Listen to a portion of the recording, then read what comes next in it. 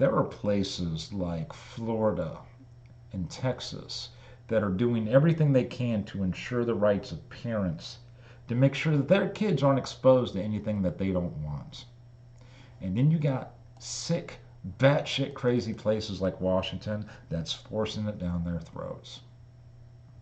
And it's one thing to agree or disagree, but if your kid doesn't pass this class, they don't go to the next grade. And it's not like it was when we were kids. We had a sex ed class that we had to go through when we were in high school. They told you this is a penis, that's a vagina, and this does that, and that does this. Here, this entire topic is only about one thing: sexual preference. Which hole is your goal? And if I were to have a conversation with my boss, and then somewhere mid sentence I break and say, oh, hey, by the way, did you know that I'm really into feet? They turn me on. Don't judge me by that. Not only do I run the risk of getting fired, but that is a sexually deviant crime of exposure. Yeah, you know what's going to happen here. There's going to be a day a class of 10-year-olds has a gay teacher stand up and say, oh, hey, by the way, raise your hand if you're gay. Got a hell of a story for you today. This one's from the Seattle Times. And I'm warning you, if you do go look at this article, I'll have it down in the description box below. Read it quick, because after 5 minutes, they will force you to give them your email. That's the only reason why I'm able to see this. So in case you're new around here, I am about to do a news speed run. I'll take a couple of the stories of the day. I'll compile the details down in the Cliff Notes. And if you want more, down in the description box will be links to where I found my articles. Having said that, what to know about Washington laws requiring LGBTQ plus history in public schools. Oh, I can't wait.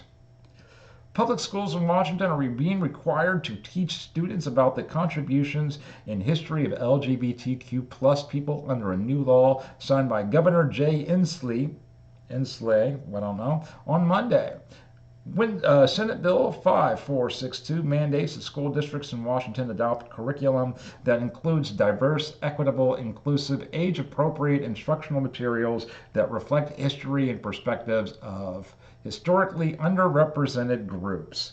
Now, what is age-appropriate about sex? State learning standards have already been directed by schools to teach students about historical perspectives of some marginalized groups like tribal communities and enslaved people, but they did not explicitly require lessons covering LGBTQ plus histories. And this is what they say is the reasons why they're doing it, just for the last laugh before I let you go, and I hope you have a good week.